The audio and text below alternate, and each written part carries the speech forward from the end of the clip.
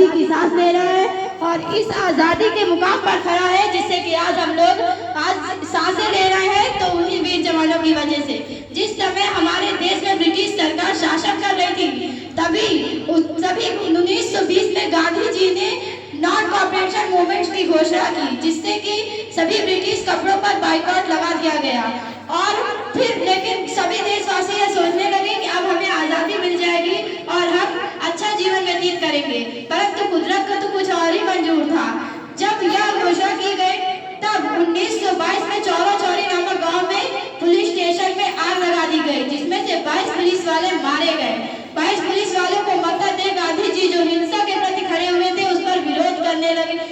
उन्होंने वहीं पर रोक दिया। सभी देशवासियों की ये उम्मीदें टूट गई कि अब हम कभी भी आजादी की सांस लेंगे, परंतु तब भी एक 25 वर्ष का युवक जो 18 साल की आयु में ही यह निर्णय करके बैठा था कि मुझे आजादी चाहिए, इस गुलामी से मुक्त होना है, आजादी हमारा हक है और हम इसे लेकर रहेंगे, हम इसे जीत कर रहेंगे। तभी यह बात बहुत दूर दूर तक पहुंच गई और उस समय पश्चात इस पर चंद्रशेखर आजाद, भगत सिंह और सुखदेव जैसे महान वीर साहसी व्यक्ति इस कहानी का हिस्सा बने। इस कहानी का हिस्सा बनने के बाद शाहजहांपुर के एक खुफिया कमरे में जब यह विषयों में चर्चा चल रही होती है, तब इसी समय एक खुफिया दरवाजा खुलता है और वहां से राम प्रसाद बिस्मिल आते हैं। जब वह इस कहानी पर चर्चा कर रहे होते हैं, तभी एक वीर व्यक्ति की आवाज आती है कि हाँ, आप सत्य कह रहे हैं, अब हमें भारत को आजाद कराना है, अब वह वक्त आ चुका है आजादी का, जब हमें आगे कदम बढ़ाना होगा। जब राम प्रसाद बिस्मिल अपनी भाषाओं को, अपने प्लान को आगे समझाते हुए बताते हैं कि ट्रेन में कुल 6 डिब्बे हैं, जिनमें से लास्ट फ्लोर में हमारी तिजोरी रखी है, तभी कुछ क्रांतिकारी वहां पर बोलते हैं कि लेकिन अब वहां पर तो पुलिस भी होगी, तो हम क्रांतिकारी कहते हैं वहां पर पुलिस होगी तो हम कैसे तोड़ेंगे ये तिजोरी, कैसे खोलेंगे। तभी वे कहते हैं कि लखनऊ से 15 किलोमीटर जब ट्रेन आगे बढ़ेगा गोरीकांड स्टेशन पर, तभी हम ये ट्रेन की चेन खींच देना और हम लोग इस ट्रेन पर डकैती डालेंगे। लास्ट फ्लोर में जाते हुए अपने प्लान के मुताबिक सभी काम कर रहे होते हैं, वे अपने प्लान के मुताबिक लास्ट फ्लोर में जाते हैं और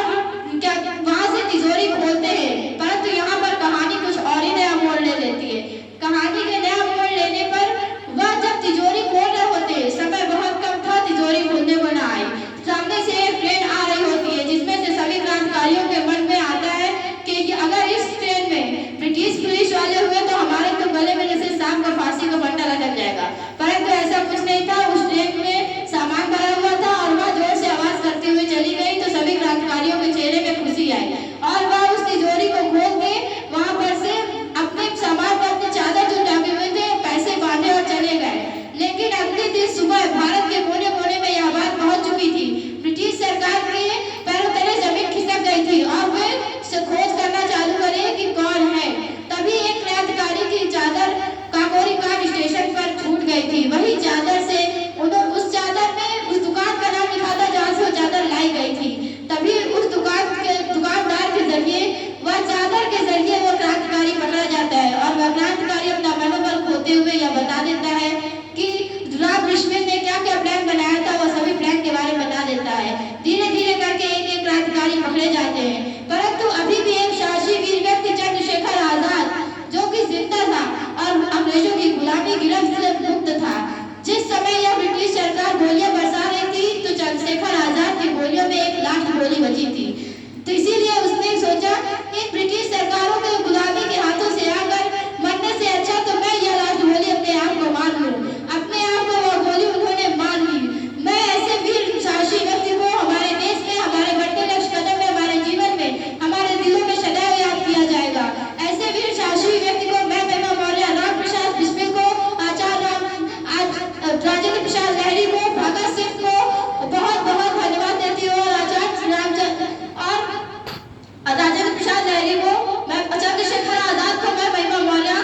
सत प्रणाम करती हूँ कि ऐसे वीर साहसी व्यक्ति की वजह से आज हम और हमारा देश आजादी की सांस ले रहा है। जब जब ये दिन आएगा हमारा देश और हम इन्हें सदा अपने दिलों में हमेशा जिंदा रखेंगे। मैं इन सभी को मैं महिमा मौर्य बहुत बहुत सत प्रणाम करती हूँ और हमारे प्रधानाचार्य जी को मैं इस योग्य बहुत बहुत धन्यवाद देती हूँ कि उन्होंने मुझे इस योग्य समझा कि मैं आऊंगी और उनके लक्ष्य कदम को आगे बढ़ाऊंगी, उनके प्रति कुछ बोलूंगी, अपने